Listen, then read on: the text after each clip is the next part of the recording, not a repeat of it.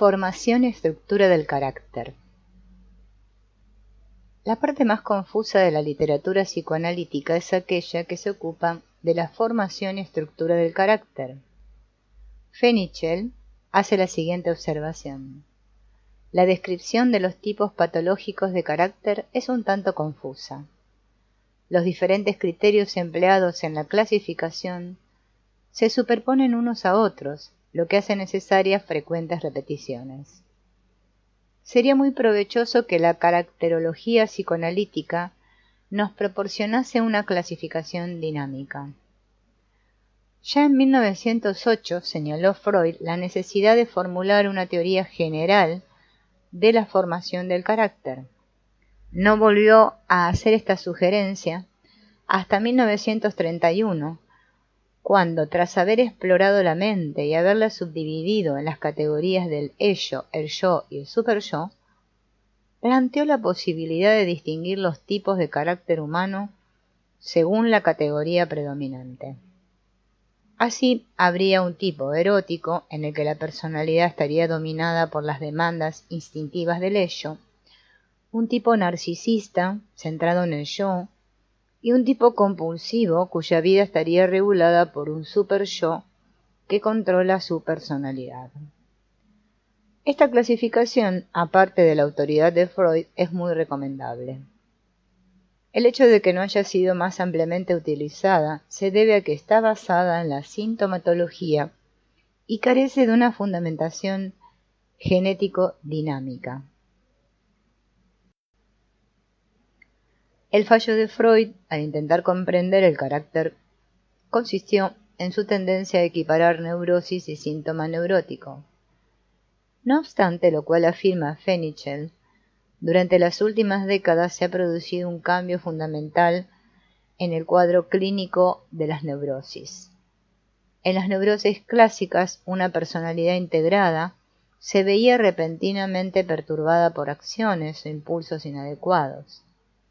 En las neurosis modernas, sin embargo, no nos enfrentamos a una personalidad hasta entonces uniforme, trastornada por algún hecho inmediato, sino más bien a una personalidad manifiestamente rota y malformada, o tan involucrada en la enfermedad que no existe una línea divisoria entre personalidad y síntoma. Actualmente acuden a la terapia muchos pacientes que no presentan síntomas neuróticos destacados.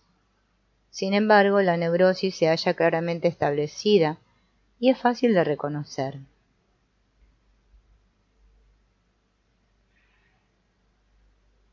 Las obras de Abraham y Reich estimularon el interés por la estructura y formación del carácter.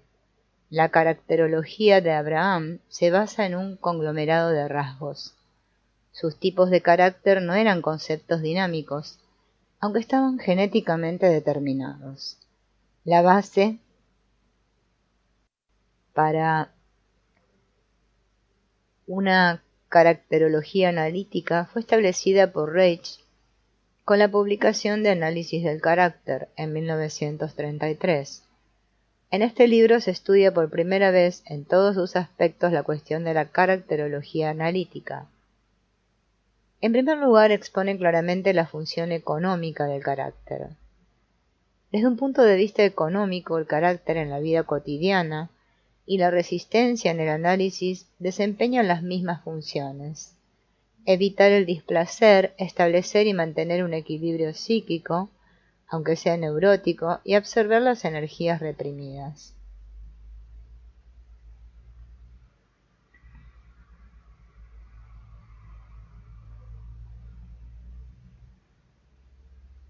En segundo lugar, al hablar de la formación del carácter, parte de las mismas experiencias infantiles que dan origen a la resistencia en el análisis o a la formación de síntomas.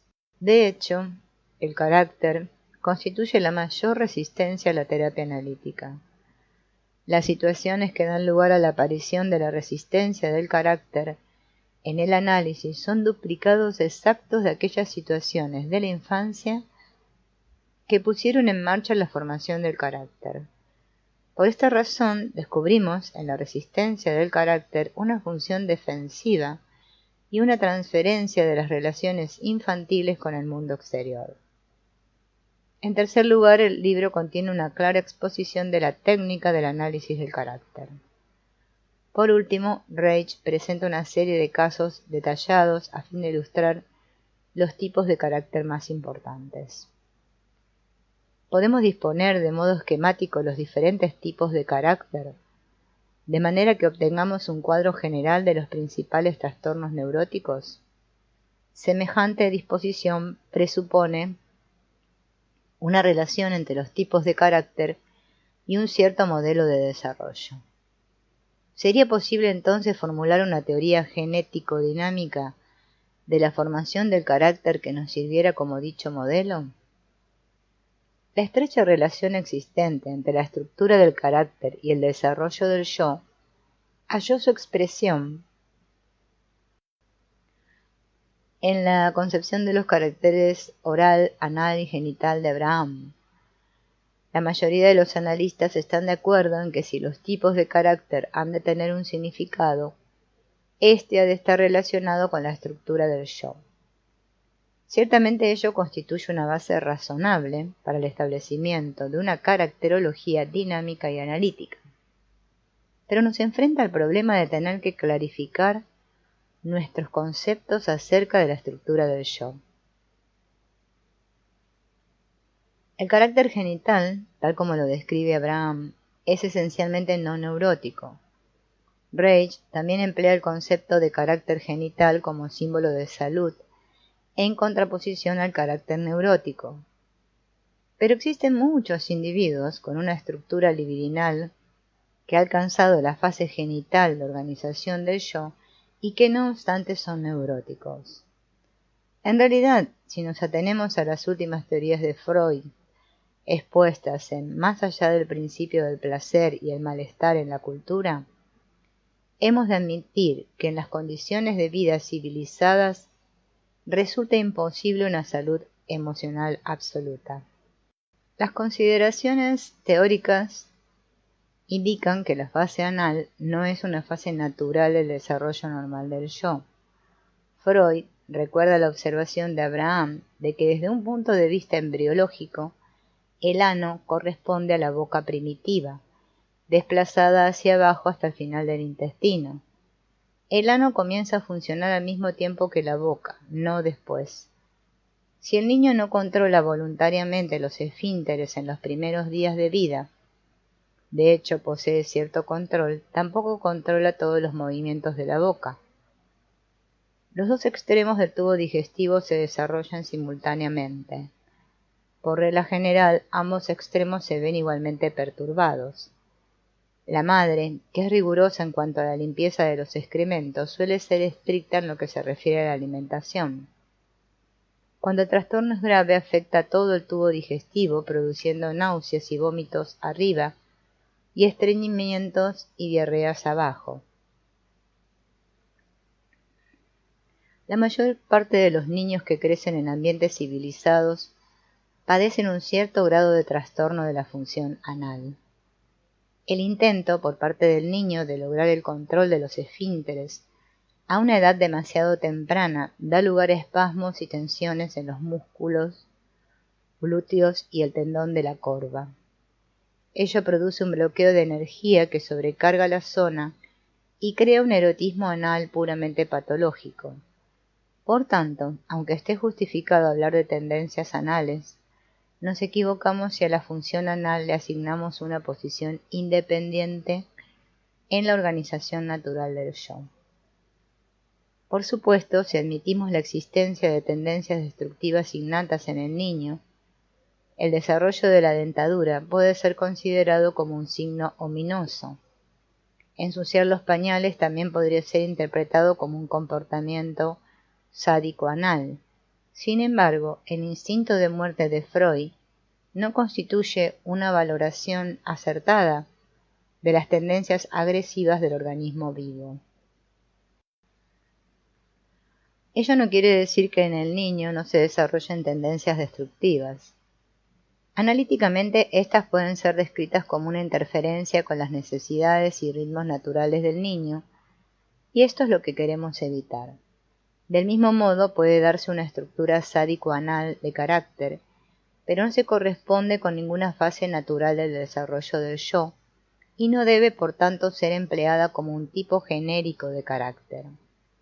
Aparecerá como una variante de alguno de dichos tipos. Freud va aún más lejos, coincide con Abraham, al dividir la fase anal en dos partes.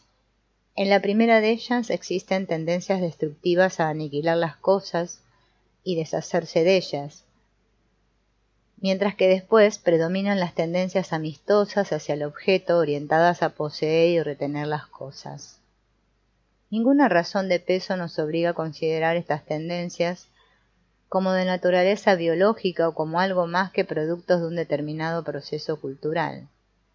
Todo el mundo admite que la vida civilizada resulta imposible sin alguna forma de saneamiento. Sería igualmente imposible llevar una casa si los niños no estuvieran entrenados para hacer sus necesidades. Pero las observaciones que dieron lugar a la concepción de Abraham, con la que coincide Freud, corresponden a la situación cultural imperante en una parte de Europa a principios del presente siglo. Por aquel entonces, el adiestramiento para hacer las necesidades era extraordinariamente severo. Comenzaba muy pronto y era impuesto de un modo muy estricto. Las familias eran grandes, los medios de limpieza muy deficientes, y el temor a los gérmenes estaba generalizado. Si el entrenamiento comienza cuando el niño es lo suficientemente maduro como para comprender lo que se le exige, la experiencia se convierte en un paso más en la adquisición de las habilidades y capacidades que distinguen al hombre civilizado. No difiere nada del aprendizaje para utilizar objetos de plata, cuidar de los vestidos, etc. El momento en que se produce dicha madurez coincide con el comienzo de la fase genital. Todavía hoy hay muchos padres que insisten en el control de los esfínteres a una edad demasiado temprana. Las consecuencias son desastrosas para los niños.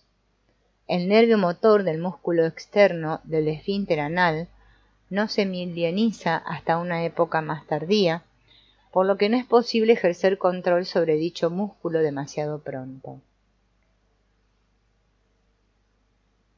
El análisis bioenergético demuestra que los niños aprietan las nalgas y contraen la base de la pelvis y la parte posterior de los muslos a fin de contener la evacuación.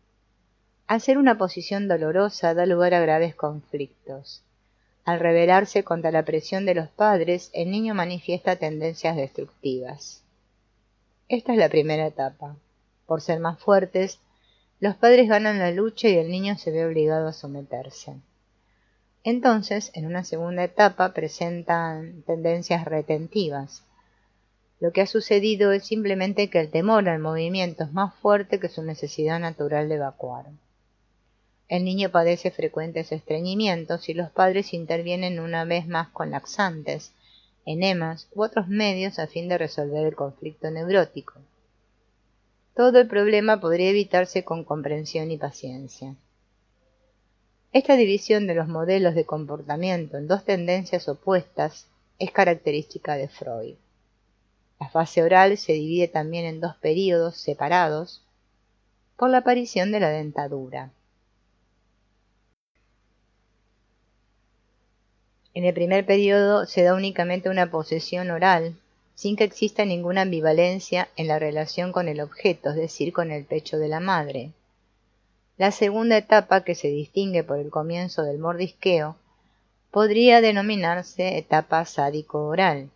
En ella se observan las primeras manifestaciones de ambivalencia. Para que un niño se vuelva ambivalente respecto a un objeto, que es para él fuente de nutrición y placer a la vez, ha de intervenir un factor externo fuertemente perturbador. En este caso es la aversión, consciente o inconsciente, de la madre, lo que produce los sentimientos confusos en el niño. Es una equivocación considerar a nuestros órganos agresivos como elementos sádicos. Los dientes sirven para morder tanto en el amor como en el odio. Los brazos pueden abrazar o estrujar, el pene acariciar o penetrar. En nuestras consideraciones en torno al desarrollo del yo, prescindiremos de la fase anal y de la idea de la existencia de dos etapas en la fase oral. Diremos simplemente que el desarrollo del niño va de una situación de dependencia emocional a otra de independencia, del yo nebuloso del niño basado en la oposición placer-dolor, al yo cristalizado del adulto basado en la realidad de la fase oral a la fase genital. El crecimiento, tanto físico como psíquico, del organismo es un proceso continuo. Quienes viven cerca del niño en crecimiento saben que es imposible distinguir el proceso de cambio, aunque nos demos cuenta de él. Los primeros pasos los da con ayuda de otros hacia los 7 meses de edad. A los 11 meses puede dar algunos pasos solos, pero no caminará hasta mucho después. La primera palabra no significa que hable. El crecimiento es lento y consta de innumerables experiencias cotidianas que amplían la conciencia que el organismo tiene de la realidad, tanto de la realidad interna de sus sentimientos como de la realidad externa de su entorno. Cuando contemplamos de un modo analítico la historia de un individuo, observamos un espectro que va de la inmadurez a la madurez, del mismo modo que cambia el color de un tomate a medida que madura. Los momentos culminantes de este espectro solo destacan cuando comparamos puntos alejados. Las zonas adyacentes se suceden unas a otras de manera imperceptible.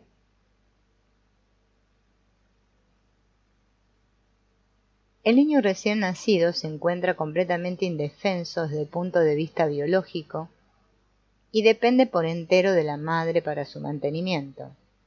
No puede desplazarse de un sitio a otro como hacen otros mamíferos recién nacidos, y ni siquiera es capaz de mantenerse asiduo a su madre. Ha de ser transportado y sujetado durante el transporte.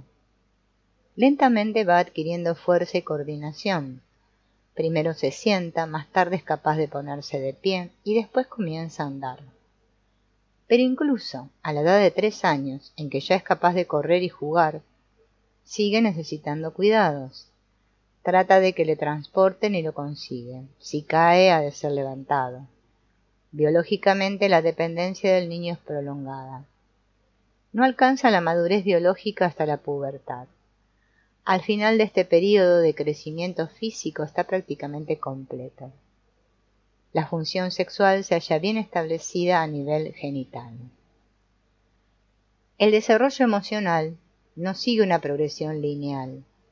Es extraordinariamente rápido en el primer periodo y se va atenuando gradualmente hacia la edad adulta. Si distinguimos ciertos periodos en este amplio espectro, es solo a fin de lograr una mejor exposición. La vida tiene únicamente 2 puntos fijos, el nacimiento y la muerte. Cuando hablamos de la fase oral, nos referimos a un periodo de la vida del organismo en el que éste es máximamente dependiente y la necesidad de recibir alimentos domina sus actividades. A medida que crece y se desarrolla, llega de un modo gradual a un periodo de equilibrio energético con el medio ambiente. Una vez que cesa el crecimiento físico del organismo, se ve en la necesidad de descargar el excedente neto de energía resultante de las actividades relacionadas con la alimentación. Una de las características del proceso vital es que produce más energía de la que necesita para su crecimiento individual. Cuando el protozoo alcanza este nivel, mantiene el equilibrio energético por medio de la división celular.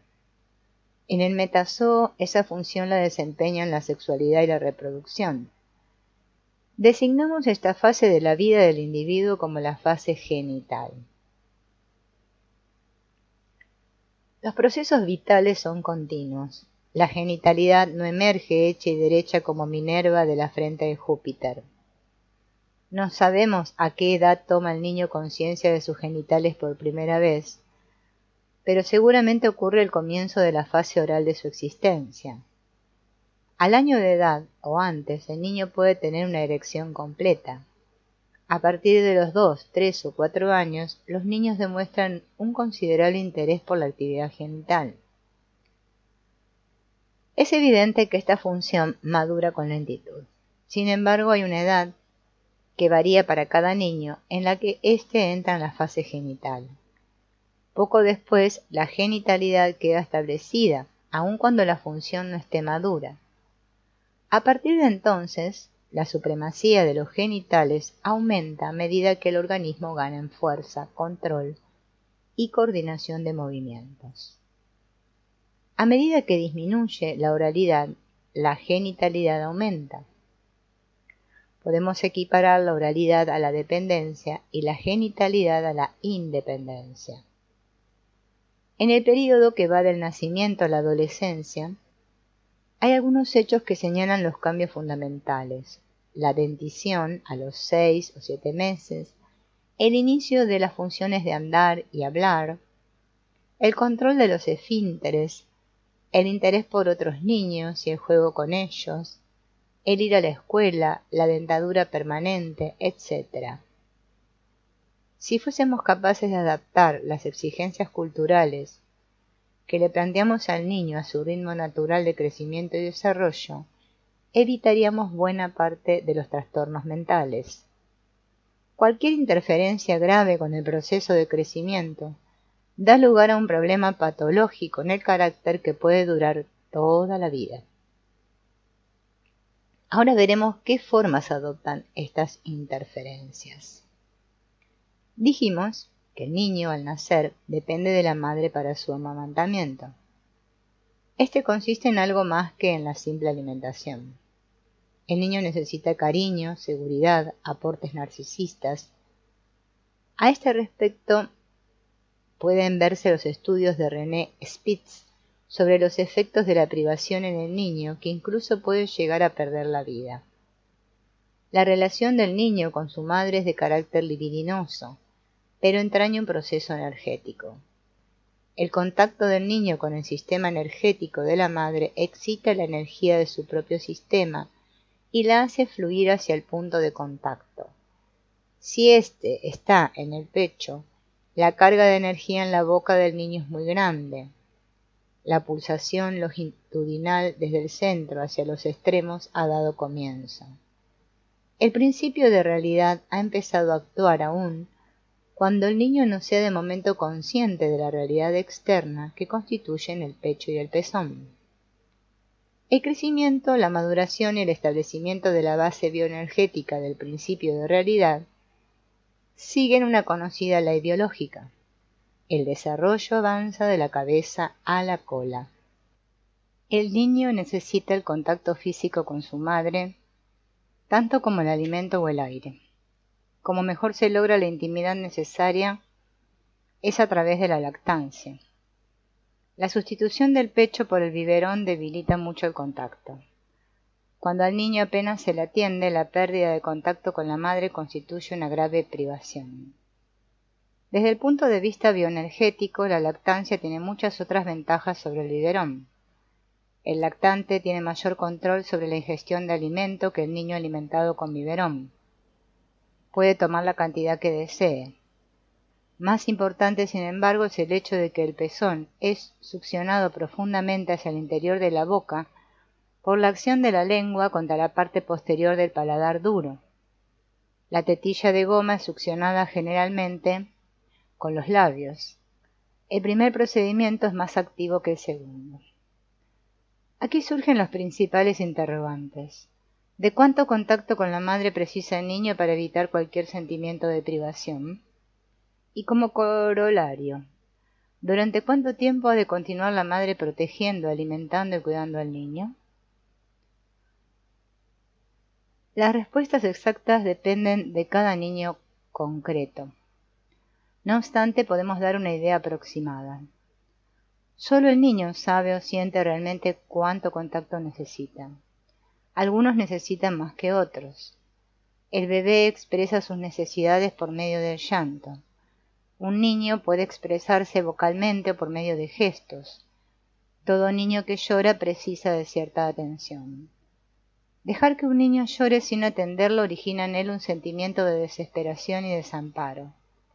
Si esto se convierte en una práctica regular, el bebé o niño deja de llorar. es inútil, pero este sentimiento de inutilidad persiste hasta que se pone de manifiesto como una de las razones de la resistencia en la terapia analítica. No es posible malcriar a un niño con amor, pero este ha de ser verdadero amor, es decir, un sentimiento de ternura que responda a las necesidades del niño y no a lo que su madre cree que son esas necesidades. Aunque las demandas del niño constituyen nuestra única guía en lo que respecta a sus necesidades, disponemos de medidas objetivas para determinar si dichas necesidades han sido satisfechas. Un niño feliz es un niño sano. Un niño satisfecho es un niño hermoso y de ojos brillantes, aspecto resplandeciente, modales vivaces y espíritu combativo y emprendedor. ¿Durante cuánto tiempo ha de continuar la madre satisfaciendo las necesidades del niño? En este caso también son las necesidades del niño las que determinan la respuesta. Es preciso reconocer que las circunstancias de la vida civilizada implican una serie de exigencias para la mujer que le impiden dedicarse a su hijo del modo que lo hace la madre primitiva. Por otra parte, los bebés y los niños no son aún seres civilizados y sus demandas no difieren mucho de las de los niños nacidos en culturas menos complejas. El resultado es que la mujer moderna se halla frecuentemente en conflicto con sus hijos. Aunque a los 3 años de edad no tenga lugar ningún hecho biológico importante, es esta una edad significativa para la biografía del individuo. Las madres primitivas por lo general amamantan y acarrean a sus hijos hasta esa edad.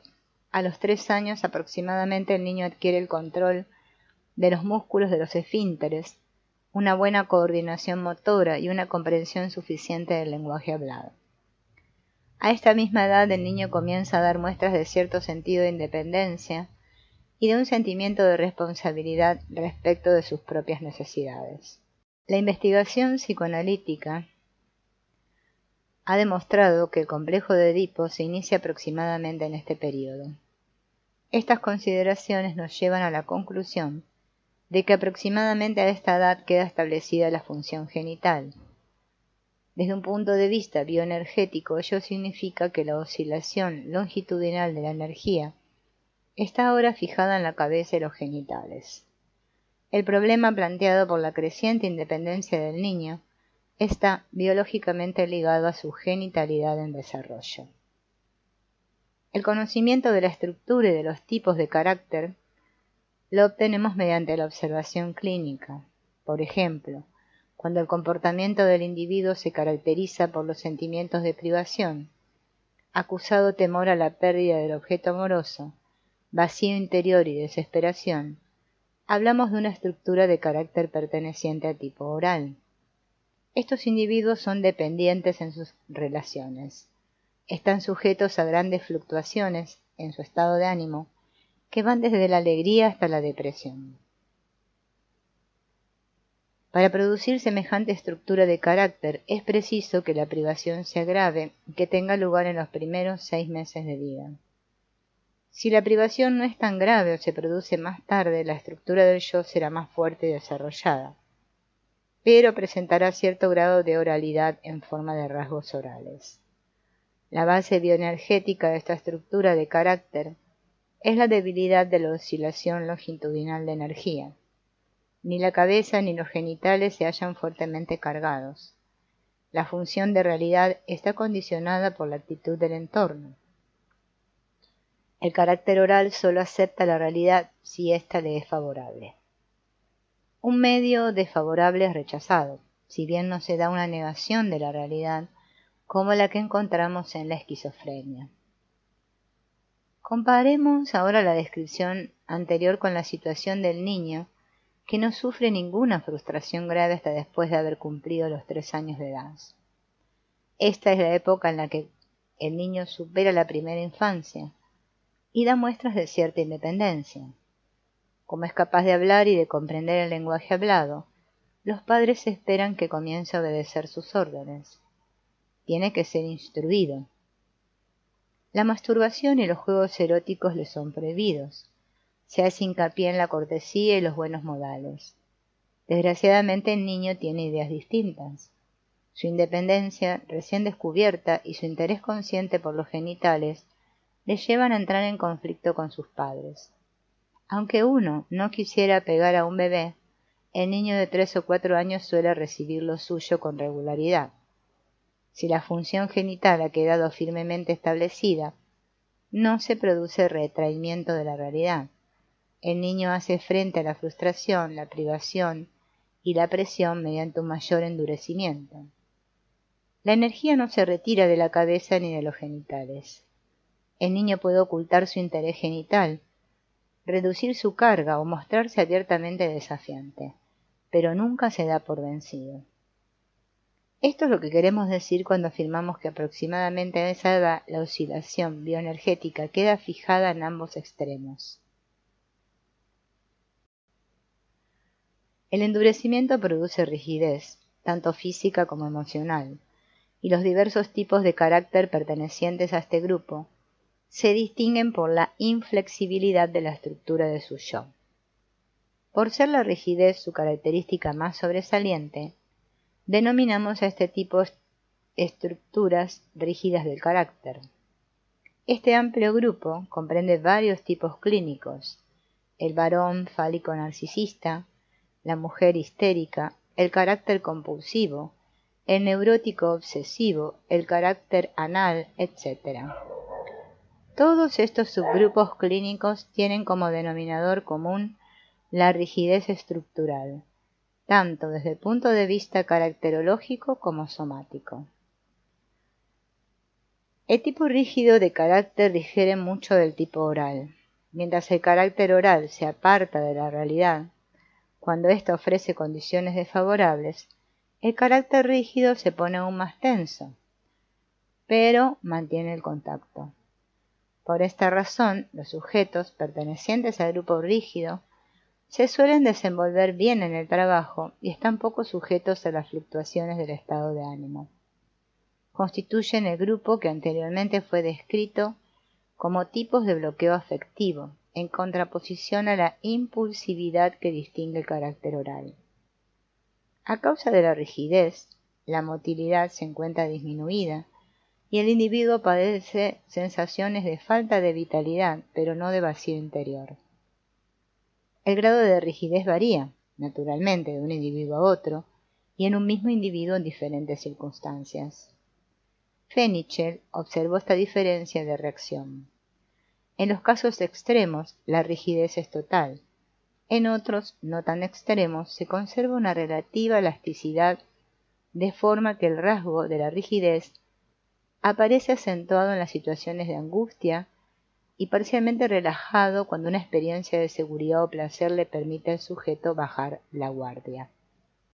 El reconocimiento de esta rigidez caracterológica fue lo que llevó a Reich a formular el concepto de armadura muscular y a equipararlo a la actitud psicológica. Pero el concepto de armadura solo es aplicable a este tipo de estructura, ya que el carácter oral carece de esa defensa. Los individuos, así armados, experimentan poca ansiedad, ya que la función económica de la armadura está precisamente en reducir dicha ansiedad. Por el mismo motivo, su contacto con el mundo exterior es también limitado. En presencia de personas más espontáneas, estos individuos se sienten carentes de vitalidad, torpes, inferiores, etc. Esta experiencia es la que les hace recurrir a la terapia. Si ésta logra quebrar la armadura, inmediatamente se produce ansiedad. En el caso de una paciente de este tipo, el simple hecho de abrir demasiado la boca y los ojos daba lugar a una fuerte reacción. Emitió un grito de terror y todo su cuerpo se estremecía. Suplicó que no se repitiese esa experiencia, pues le asustaba demasiado. Cuando la armadura es incompleta, su poder de contención con respecto a la ansiedad es reducido. Las reacciones emocionales y la formación de síntomas se hacen más frecuentes y pueden llegar a dominar el cuadro. Si aumenta la presión sobre el individuo armado, puede darse una situación peligrosa. Existe un tipo intermedio de estructura del carácter que carece de rigidez y sin embargo no presenta las fluctuaciones del estado de ánimo ni el retraimiento de la realidad que distinguen al carácter oral. No se quejan de vaciedad interior ni se dan intensos sentimientos de privación. La ausencia de toda rigidez se manifiesta en la tendencia al derrumbamiento cuando aumentan la tensión interna o la presión externa. El hombre puede perder la erección justo antes de la penetración. Desde el punto de vista bioenergético, puede decirse que la pulsación energética no consigue afianzarse con seguridad en la cabeza y en los genitales. La función genital no está sobredeterminada, como en el carácter rígido, ni condicionada como en el tipo oral. Es vacilante como el resto de la personalidad. Se producen avances y retrocesos, esfuerzos y derrumbamientos, que a la larga ponen de relieve una pauta de fracasos reiterados. A este tipo de estructura se le denomina masoquista. Aquí se introduce un nuevo factor entre los determinantes de la estructura del carácter. La privación produce oralidad y la frustración a nivel genital da lugar a la rigidez. La primera es un factor que actúa con mayor intensidad en el primer año de vida. La frustración es un fenómeno edípico. En nuestra cultura es posible introducir un tercer factor entre el primero y el tercer año de vida. Este factor proviene de la madre demasiado protectora, solícita y cuidadosa. La ternura y el afecto son sustituidos por un interés en el bienestar material del niño, lo que afecta al desarrollo de la independencia de la nueva persona. Con un juego de palabras difícil de traducir, decimos en inglés que en estos casos el amor de la madre, mothering, se ha vuelto asfixiante, smothering. Se manifiesta en forma de una alimentación forzada, ansiedad e interés por la función intestinal y una excesiva preocupación porque el niño no resulte dañado en las actividades físicas. Todo ello se hace en nombre del amor, pero el resultado es la supresión del crecimiento del yo del niño. La resistencia y la rebeldía son pronto acalladas, la autoafirmación y la autorregulación no les son permitidas. Con la disputa de que mamá sabe lo que más te conviene, queda literalmente aplastado el espíritu del niño. El masoquismo tiene su origen en una serie de experiencias abrumadoras para el yo del niño, antes de que éste se halle firmemente asentado en la genitalidad. La supresión difiere de la privación en que, para llevar a cabo los objetivos de la madre, se usa la fuerza física. No es que deje de prestarse atención al niño, pero ésta se centra en sus necesidades materiales, hasta el punto de quedar totalmente excluidas las espirituales, en ese momento muy delicadas. La supresión difiere también de la frustración. Esta última tiene por objetivo adaptar las actividades instintivas del niño a las formas adultas. La supresión, en cambio, trata de someter al niño al superior conocimiento y sabiduría de la madre. Aunque no exista una privación real, la desaprobación y la amenaza de privación son empleadas para obtener obediencia. La lucha no se gana fácilmente. Antes de lograr la sumisión se producen grandes rabietas y estallidos de ira. El proceso que lleva al masoquismo comienza en el segundo año de vida. Se trata de un problema pregenital que da lugar a una estructura pregenital.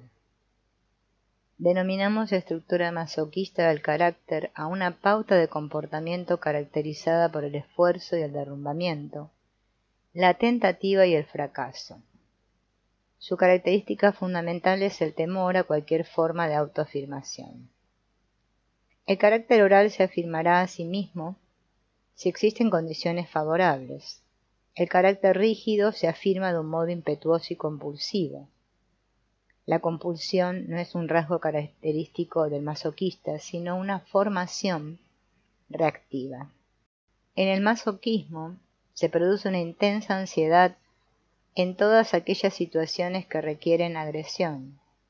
La compulsión es una forma de rigidez que contiene la ansiedad. El masoquismo como estructura del carácter no es raro. Sin embargo, lo más frecuente es encontrar diversos rasgos masoquistas en la mayoría de los neuróticos. Durante el crecimiento y desarrollo de la estructura del yo, el niño está expuesto a 3 tipos principales de trastorno, cada uno de los cuales deja una marca característica en su personalidad. La privación conduce a la oralidad, la supresión al masoquismo y la frustración a la rigidez. Existe cierta correspondencia con los 3 tipos de carácter de Abraham, pero Freud se aproxima aún más con sus tipos libidinosos, erótico, narcisista y obsesivo. En la descripción que hace Freud del tipo erótico, este resulta ser idéntico al carácter oral. Están dominados por el temor a la pérdida de afecto, y ello los hace especialmente dependientes de quienes pueden negárselo. El carácter obsesivo no es masoquista, aunque haya en él importantes elementos masoquistas. Con todo, es en la estructura masoquista donde el super-yo domina realmente la personalidad, en medio de una gran tensión. El tipo narcisista ha sido descrito como carácter fálico narcisista. Es el principal ejemplo de estructura rígida. Parece poco probable que un individuo pueda crecer en nuestra cultura sometido únicamente a uno de estos trastornos. La mayoría de los individuos representan una combinación variable de oralidad, masoquismo y rigidez. El análisis del carácter no se basa en la pureza del tipo, sino en la pauta de comportamiento dominante. Cuando diagnosticamos carácter oral, ello no significa que el individuo no posea rasgos masoquistas o que carezca de rigidez. El diagnóstico es el juicio que hace el analista acerca de las tendencias dominantes en la estructura del paciente. Las tendencias neuróticas secundarias son analizadas de acuerdo con su influencia en la configuración de la estructura definitiva. Entre los masoquistas podemos apreciar los siguientes tipos humanos. Un joven con la típica expresión de buen chico, otro con aspecto de niño inocente, un tercero estúpido y un cuarto de aspecto angelical. Se trata de actitudes masoquistas típicas. Cada una de ellas oculta las tendencias contradictorias. Los caracteres orales, en su forma más exaltada, tienden a darse aires regios. Los caracteres rígidos presentan una mayor variedad. En todos los casos, su carácter se distingue por la determinación. Unos son inflexibles, otros animosos, algunos claramente amargados, otros resentidos. Algunos se muestran abiertamente desafiantes, mientras que otros son taimados y astutos. En la determinación de estas características específicas reside el arte y no la ciencia del análisis. Merece la pena explicar brevemente la diferencia entre privación, supresión y frustración. El niño necesita recibir sustento, en el que va incluido el afecto. Desde el punto de vista bioenergético decimos simplemente que necesita recibir energía.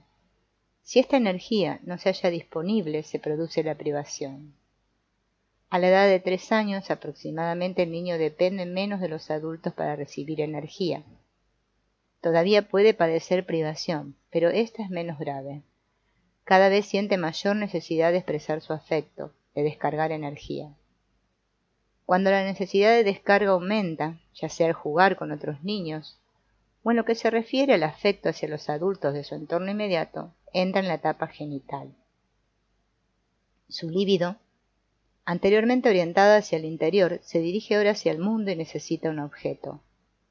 La falta de éste, o lo que es lo mismo, la falta de respuesta por parte de él, produce frustración. Desde el punto de vista bioenergético, la frustración expresa la incapacidad de descarga y la privación, la falta de carga. La supresión supone la negación de un derecho. El niño se ve forzado a ocupar una posición pasiva. Su voluntad es destruida. En el carácter oral, el yo está más o menos vacío, en el masoquista está aplastado. El carácter rígido posee un yo rígido, duro e inflexible.